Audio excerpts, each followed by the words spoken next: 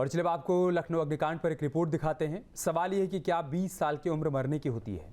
क्या माँ बाप अपने बच्चों को पढ़ाने के लिए मौत के कुएं में भेजते हैं? लखनऊ के अलीगंज में जो हुआ उसे हादसा कहने की भूल मत कीजिए। ये हादसा नहीं, हमारे आपके बच्चों का सीधा सीधा कत्ल है।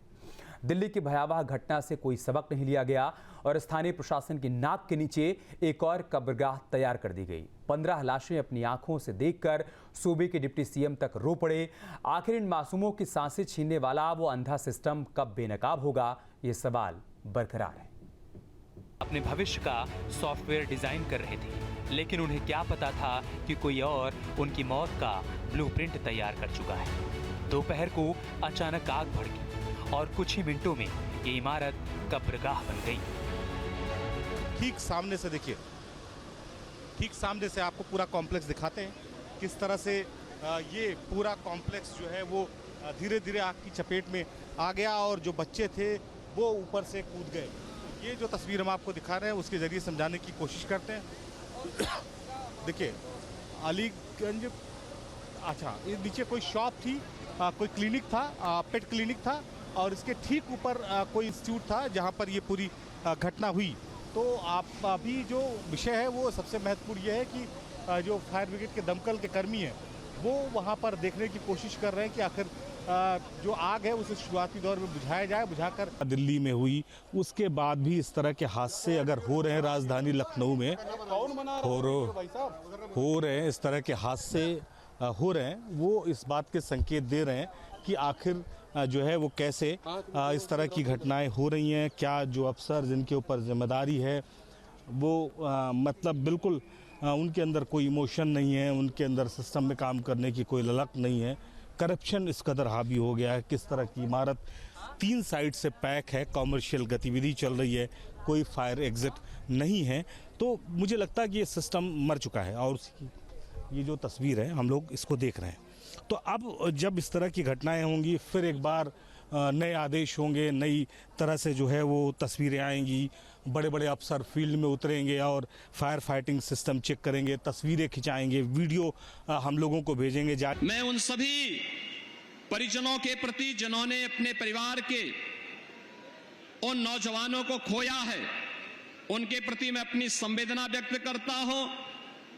उन पूरे परिवारजनों के प्रति और इस पूरे मामले के लिए मैंने उत्तर प्रदेश के पुलिस महानिदेशक और अपर मुख्य सचिव गृह को भी कहा है कि वे स्वयं मौके पे जाकर के इसकी रिपोर्ट प्रस्तुत करें। मैं स्वयं भी वहां के लिए प्रस्थान कर रहा हूं, जिससे इस पूरे मामले की तह में हम जाकर के दोषियों को सजा भी दे सकें और उन पीड़ित परिवारों के प्रति अपनी संवेदना भी व्यक्त कर सकें। एनिमेशन सेंटर था, बच्चे यहाँ पर जो कार्टून बनाना सीखते थे उसको करके काम करते थे और उसमें अचानक घटना कैसी, इसकी कोई जानकारी अभी नहीं मिली मुझे।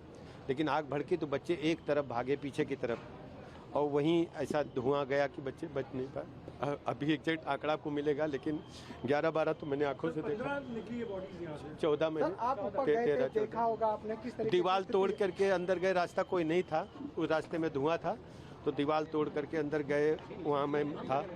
बहुत दुखद घटना। एक का ऑपरेशन ओटी में चल रहा है, वो गिरने से उसके एंगल से चोट लगी थी पेट में और बाकी घायल सभी खतरे से बाहर हैं और उनका इलाज अच्छे से हो, सभी व्यवस्थाएं सुनिश्चित कर दी गई हैं।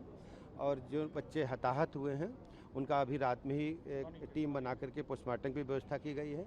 और बहुत ही बड़ी घटना है, ये झकझोर देने वाली घटना है और घटना के उच्च स्तरीय जांच के साथ साथ आज ही निर्देश दिए गए हैं ऐसी घटनाओं की पुनरावृत्ति न हो। तत्काल प्रशासन इसमें एक रिपोर्ट प्रस्तुत करे और इसके अलावा ऐसी जहां भी बिल्डिंगें हैं जहां बच्चे एकत्र होते हैं या जहां पर भीड़ भाड़ वाला बिल्डिंग है वहां पर जो भी इंतजामात हैं वैकल्पिक निकलने के रास्ते के वो सुनिश्चित किए जाएं और इस घटना को हम कभी नहीं भूलेंगे। हमारे लिए लेसन है और हर स्थिति में पीड़ित परिवार को न्याय मिलेगा। उनके साथ पूरी सरकार खड़ी है। माननीय मुख्यमंत्री जी ने स्वयं हम इस पिक्चर के जरिए आपको समझाने की कोशिश कर रहे हैं। ये 3 फ्लोर की बिल्डिंग है। ये बिल्डिंग की अगर हम बात करें तो कहीं से भी बाहर की तरफ से कोई एक्सेस नहीं है। जबकि इतनी बड़ी कॉमर्शियल बिल्डिंग बनाई जाती है तो उसमें फायर सेफ्टी नियम के तहत फायर एग्जिट होना चाहिए, वेंटिलेशन के लिए जगह होनी चाहिए। पहले तो सेटबैक का भी मानक था, वो अब सेटबैक का मानक खत्म कर दिया गया लखनऊ विकास प्राधिकरण की तरफ से, लेकिन फायर सेफ्टी अनिवार्य है। और सवाल भी यही खड़ा होता है कि जब ये बिल्डिंग बनी तो लखनऊ विकास प्राधिकरण ने कैसे इसको जो है वो सीसी किया, यानी कंप्लीशन सर्टिफिकेट इस स्ट्रक्चर को दिया। उसके बाद फायर सेफ्टी ने कैसे बिना ऑडिट के इस पर रिपोर्ट लगाई या नहीं भी लगाई, तो इस स्ट्रक्चर को के खिलाफ कार्रवाई क्यों नहीं की गई। उसके बाद और आगे सवाल बढ़ता है कि विद्युत विभाग ने बिना फायर सेफ्टी के, एनओसी के और ऑडिट रिपोर्ट के यहाँ पर कनेक्शन कैसे दे दिया। एक आम आदमी अपने घर का कनेक्शन लेने जाता है तो उसको फायर सेफ्टी रिपोर्ट सबमिट करनी होती है, तब उसे 2 किलोवाट 3 किलोवाट का कनेक्शन मिलता है। इन इमारतों में कम से कम 20 से 25 किलोवाट के कनेक्शन होते हैं और बड़ी जो है लोड इस पर चलता है और यही शॉर्ट सर्किट होने की वजह बनती है। आज लखनऊ की हवाओं में सिर्फ आग, राख और जलते हुए मांस की गंध नहीं है, बल्कि उसमें उन माँ बाप की चीखें भी घुली हुई हैं जिनके बुझते हुए दियों को केजीएमयू के ट्रॉमा सेंटर में बचाने की जद्दोजहद चल रही है। जो जानकारी दी गई है उसके हिसाब से कुल यहाँ पर लगभग 21 से 22 लोग मौजूद थे। 5 से 6 बच्चे जो थे वो ऊपर से कूदे, वो घायल हुए, उनको ट्रामा सेंटर में एडमिट किया गया है। सभी खतरे से बाहर बताए गए हैं। एक बच्चा जो 2nd फ्लोर से ऊपर कूद गया था उसको इंजरी ज़्यादा है, उसकी बैकबोन में इंजरी है, जिसकी वजह से उसकी थोड़ी स्थिति जो है वो चिकित्सकों की निगरानी में, बाकी मामूली रूप से घायल है। अंदर की बात की जाए, अंदर जब से उन 6 बच्चे बाहर निकले उसके बाद जितने भी लोग थे वो सभी कैजुअलिटी जो उनकी सबकी यहाँ पर जो है वो कैजुअलिटी हुई है और उनकी मौत हुई है। और अगर हम बात करें तो चूँकि फ्रंट जो एरिया था इस पूरे एनिमेशन सेंटर का, उसमें ही आग लग जाने की वजह से बच्चे अंदर की तरफ भागे। अंदर कोई वेंटिलेशन की व्यवस्था नहीं थी, कोई एग्जिट की व्यवस्था नहीं थी, तो धीरे धीरे जो धुआं था वो अंदर की तरफ बढ़ता चला गया और फिर अंदर दम घुटने की उनकी वजह। लाइब्रेरी या कंप्यूटर कोर्स का कुछ वो था, जब हम लोग यहाँ पे आए तो धुआं निकल रहा था। उसके बाद से हम लोग लगातार पुलिस वाले सबको कॉल कर रहे थे कि आप आ जाइए, और कुछ लोगों को तो हमने बचाया। तार से 5-6 लोगों को, 1 लड़की और 5 लड़का। बट आग लगने के बाद फिर एक आदमी ऊपर से सीधा नीचे कूदा, जिससे उसकी वजह से रीढ़ की हड्डी टूट गई और उसके दोनों पैर में चोट लगा। फिर उसके बाद 15 मिनट तक कोई नहीं आया। पुलिस वाले आए, इधर उधर राउंड मारे, उन्होंने फिर फोन किया, क्या किया, उसके बाद तब तक आग पूरी लग चुकी थी। भाई है मेरा, कोचिंग करता था। काहे की कोचिंग? ये कोचिंग गेमिंग वाली होती है, वो सिखाते थे। वो बड़ा काम गेमिंग कोचिंग जो होती थी। 1.5 साल से यहाँ काम कर रहा था, सीख रहा था, सब कुछ सीख रहा था। 10-15 लोग बताया कि थे। बाद में बाथरूम में बताया 5-6 लोग, हम लोग अंदर आ गए हैं, यहाँ कुछ सेफ फील हो रहा है, जल्दी आ जा भैया। फोन से आपसे बात बताया था, फ़ोन किया था कि हम अंदर हैं, आ जाओ भैया, बस। उसके बाद दोबारा कांटेक्ट नहीं हुआ, कुछ नहीं बात अंदर ही से भूल गया था।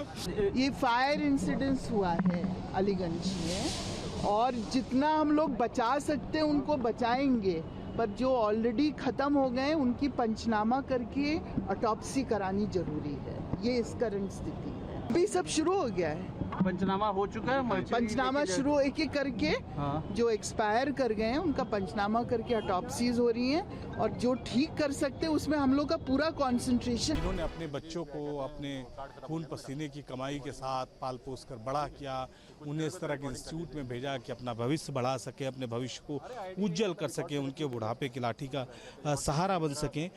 वो इस तरह के सिस्टम के जाल में फंस कर जो है वो उनके ये हालात हो जाते हैं। तो ये एक बड़ा गंभीर जो है विषय हो जाता है। और जैसा मैं कह रहा था कि किसी भी देश का मुख्यमंत्री, प्रधानमंत्री चाहे लाख प्रयास कर ले, काम जो है वो ग्राउंड पर अफसरों को करना है, ग्राउंड पर काम अधिकारियों को करना है। जब इस तरह की घटनाएं होती हैं, अफसर एकदम तैनात हो जाते हैं, लगातार औचक निरीक्षण होते हैं और नोटिसें इशू होती हैं, लेकिन उसके बाद इस तरह के इंस्टीट्यूट ऐसे ही चलते रहते हैं। बिल्डिंग का स्ट्रक्चर दिखा दे रहा हूँ मैं आपको, स्ट्रक्चर से समझिए। 3 साइड से पैक है ये। आपको वेस्ट साइड दिखा रहा हूँ, और इसके साथ ही अगर हम बात करें साउथ में वो भी पैक है, ईस्ट साइड वो भी पैक है। सिर्फ जो है नॉर्थ साइड में बिल्डिंग अपने स्ट्रक्चर के खुली हुई, जो मुझे दिशा का अंदाज़ा हो रहा है जिस हिसाब से, एक तरफ से ऊपर से शीशे की वो लगाकर उसे पैक किया गया है। अंदर आग की जो घटना हुई, वेंटिलेशन नहीं हो पाने की वजह से अभी भी देखिए धुएं का गुबार है अंदर से आ रहा है, तो वो धुआं एग्जिट नहीं हो पाया, धुआं पास नहीं हो पाया। और उसकी वजह से लोगों के दम घुट जाते हैं। हम लोग चर्चा कर रहे थे कि आग लगने से उतने लोगों की जान नहीं जाती जितना दम घुटने से जाती है। अफसर इस पर कुछ भी बोलने से बच रहे हैं, कोई भी अधिकारी इस पर कुछ बोलना नहीं चाहता है। बयान पूरी तरीके से अफसरों के बंद हैं। लोग कह रहे हैं कि अभी घटना का आकलन कर रहे हैं, लेकिन आप समझिए जब डीजीपी यहाँ पर मौजूद हों, अपर मुख्य सचिव गृह यहाँ पर मौजूद हों, तो आप समझ सकते हैं कि कितनी बड़ी घटना होगी। आपके मोबाइल पर तुरंत आएगी ब्रेकिंग न्यूज, स्क्रीन पर सबसे पहले दिखेगी बड़ी खबर, देश दुनिया की हर खबर एक जगह। अब आपके मोबाइल पर तुरंत फटाफट इंस्टॉल कीजिए न्यूज नेशन ऐप और रखिए खुद को अपडेट।